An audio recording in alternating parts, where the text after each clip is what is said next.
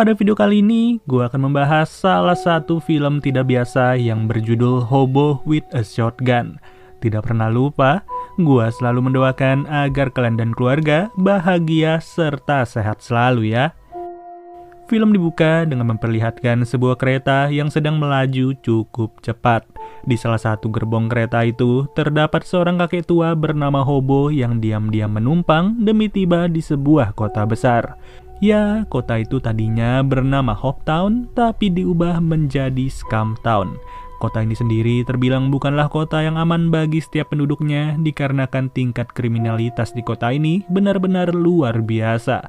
Bayangkan aja, Hobo yang baru sampai malah harus melihat orang yang sedang membuat video kekerasan, orang yang sedang membobol mobil, dan bahkan seseorang yang sedang berlari dengan kondisi kepala tersangkut penutup selokan.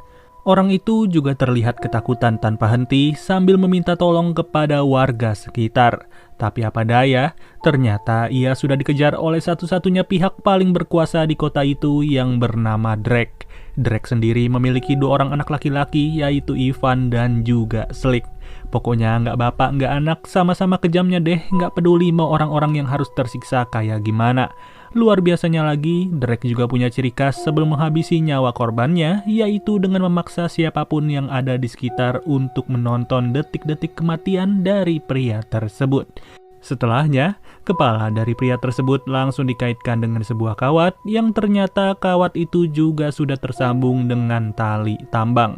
Alhasil, ditariklah tali tambang tersebut dengan menggunakan mobil sampai-sampai kepala si korban langsung copot dalam seketika. Melihat hal itu, Hobo nggak bisa berbuat banyak dan ia merasa syok dengan apa yang ia lihat barusan ini. Kemudian, ia pun nggak sengaja melewati sebuah toko barang bekas yang dimana ia tertarik dengan salah satu barang, yaitu sebuah mesin pemotong rumput. Namun sayang sekali, mesin itu dijual dengan harga $50, sedangkan kakek Hobo nggak punya sepeser pun uang ketika sampai di kota ini. Boro-boro membeli mesin pemotong rumput, untuk tinggal saja ia hanya mengandalkan tempat pembuangan yang memang sangat jauh dari kata layak. Maka dari itulah, Hobo berinisiatif untuk meminta-minta terlebih dahulu, siapa tahu ada orang baik hati yang bisa memberinya sedikit dolar. Tapi kenyataannya tidaklah seperti itu, melainkan para warga di kota tersebut malah memberikan cipratan ludah kepada Hobo. Lalu, di saat itu jugalah Hobo melihat seorang pemuda yang lagi ditarik-tarik ke dalam sebuah bangunan dan Hobo merasa penasaran dengan bangunan tersebut. Ternyata bangunan itu merupakan tempat nongkrong dari orang-orang yang tidak memiliki hati, sampai-sampai pihak-pihak yang berurusan dengan mereka malah menjadi objek hiburan. Baik itu ditabrak dengan bom-bom kar maupun disiksa dengan palu besar, orang-orang tersebut tetap menganggap bahwa itu semua adalah sebuah keseruan. Tidak lain tidak bukan, tempat nongkrong ini merupakan daerah kekuasaan dari Ivan serta Slick yang menjadi anak dari Drake. Di tempat ini, Slick juga terlihat memiliki wanita malam yang sudah dianggap sebagai teman dekat bagi dirinya. Tapi nggak taunya wanita itu memiliki hutang kepada Slick dan Slick memutuskan untuk menculiknya pada saat itu. Dari hal tersebutlah, Hobo muncul selayaknya seorang pahlawan, malahan ia juga berani membuat Slick tidak sadarkan diri hanya dengan sebuah tongkat. Atas keberhasilan itu, Hobo langsung membawa Slick ke kantor polisi untuk ditindak secara tegas serta dipenjara. Namun ternyata kantor polisi bukanlah sebuah solusi bagi kota ini dikarenakan mereka juga tunduk kepada Slick yang menjadi anaknya Drake. Kasihannya lagi, kakek Hobo juga menjadi korban hiburan bagi Slick sendiri yang dimana sebagian kulit dadanya malah diukir menggunakan pisau. Setelah diukir sampai berdarah-darah, kakek Hobo juga dibuang ke tempat sampah oleh para polisi yang ada di tempat itu. Singkat waktu, Hobo pun bertemu lagi dengan si wanita yang sempat ia selamatkan dan Hobo langsung meminta pertolongan kepadanya. Merasa tidak tega, wanita tersebut pun langsung membawa kakek Hobo ke apartemennya yang ternyata wanita itu bernama Abby. Ia juga ikhlas membiarkan Hobo untuk tinggal di kamarnya selama 1 malam selagi Abby hanya tinggal sendirian tanpa satu orang pun. Lalu, tibalah pagi hari yang dimana Abby baru saja terbangun dan ia mendapatkan ucapan terima kasih dari kakek Hobo yang sudah bangun duluan.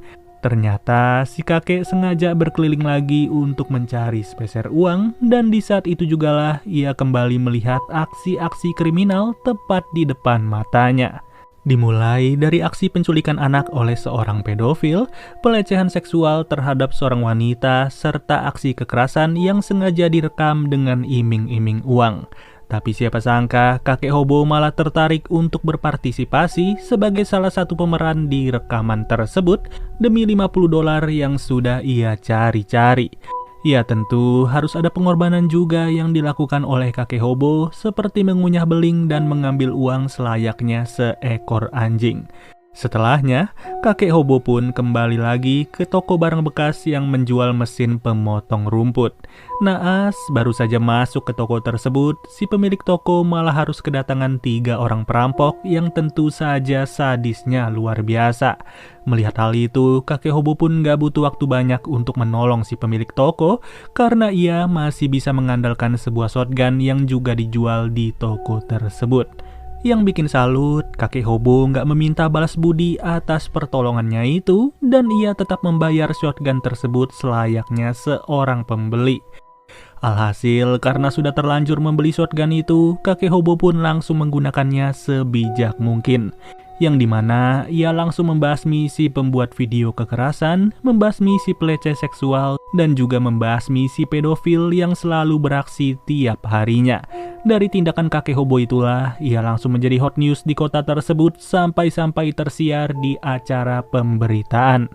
Sudah jelas, Drake gak bakalan senang dengan sikap pahlawan yang ditunjukkan oleh kakek hobo, dan ia memutuskan Slick bersama Ivan untuk membuat ulah lagi.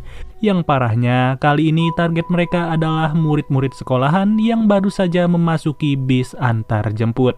Di dalam bis tersebut, Slick langsung membakar murid-murid yang ada dengan sebuah flamethrower sampai gosong segosong-gosongnya.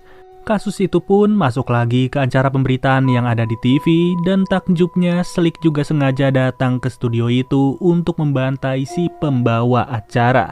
Dengan wajah beringasnya, Slick menyuruh siapa saja untuk memburu kakek hobo sampai dapat, dan jika salah satu orang dari warga tersebut berani membela kakek hobo, maka nasib mereka akan berakhir gosong seperti anak-anak tadi. Atas seruan dari Slick tersebutlah, masyarakat yang ada di kota mulai menjadi barbar, sampai-sampai mereka menganggap seluruh gelandangan sebagai musuh mereka. Baik itu seorang ibu beserta anak yang sengaja dibakar, serta beberapa gelandangan yang harus tewas karena dihajar dengan sebuah traktor. Di malam itu pun, Abby yang baru saja pulang bekerja sebagai wanita malam malah menjadi incaran dari seorang polisi botak. Udah punya istri, tapi masih aja maksa Abby untuk ikut bersamanya, sampai-sampai Abby pun harus dikejar. Beruntung, kakek hobo datang pada tepat waktu, dan dengan shotgunnya, ia langsung membuat polisi tersebut KO. Celakanya, dari suara tembakan shotgun itu, para warga mulai sadar akan keberadaan kakek hobo, yang mau gak mau Abby harus berpura-pura berperan sebagai salah satu pihak yang menolong si polisi. Ketika matahari sudah terbit, Abby yang terus mendorong keranjang berisikan kakek hobo pun sudah tiba di apartemennya. Tanpa basa-basi lagi, Abby langsung bertanya tujuan kakek hobo datang ke kota ini, dan dari sinilah si kakek menjawab kalau ia ingin bekerja sebagai tukang pemotong rumput.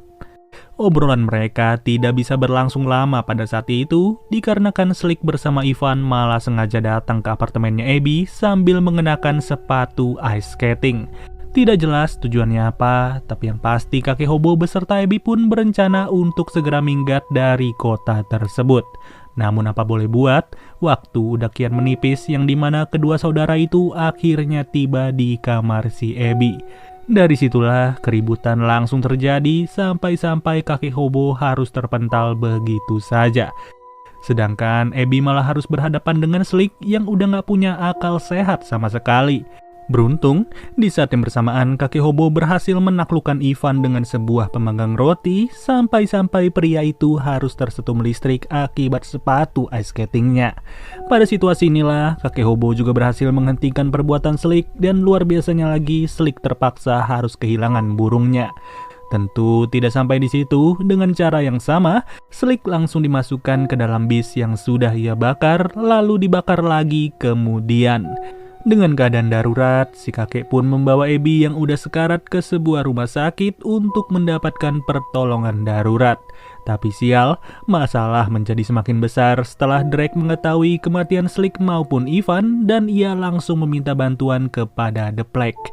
Bisa dibilang The Plague ini adalah sebutan dari dua orang Algojo spesialis yang dimana mereka sudah dilengkapi dengan armor maupun persenjataan khusus.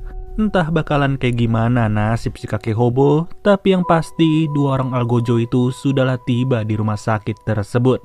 Bisa kalian lihat sendiri, satu demi satu pihak-pihak berkepentingan yang ada malah dibantai begitu saja. Baik dokter, perawat, maupun pasien yang tidak bersalah, The Plague benar-benar tidak pandang bulu sama sekali. Ya, mengetahui hal itu, kakek hobo cuma bisa kebingungan apa yang sebenarnya terjadi pada saat itu. Sampai di suatu momen, The Plague sudah berada di ruangannya Abby yang dimana mereka pun langsung menangkap kakek hobo untuk dibawa ke markasnya Drake. Untung saja shotgunnya si kakek masihlah tertinggal di ruangan tersebut dan Abby yang udah mulai mendingan pun langsung menyadari hal itu. Pada saat itu jugalah Abby sengaja pergi lagi ke toko barang bekas secara diam-diam demi memodif shotgunnya si kakek serta dikombinasikan dengan mesin pemotong rumput. Setelah selesai, Abby malah dikejutkan dengan kedatangan para warga yang udah bertanya-tanya dengan keberadaan si kakek. Mau gak mau, Abby pun mensuarakan sebuah seruan bahwa kakek hobo sengaja berkorban demi kebaikan dari kota ini sendiri.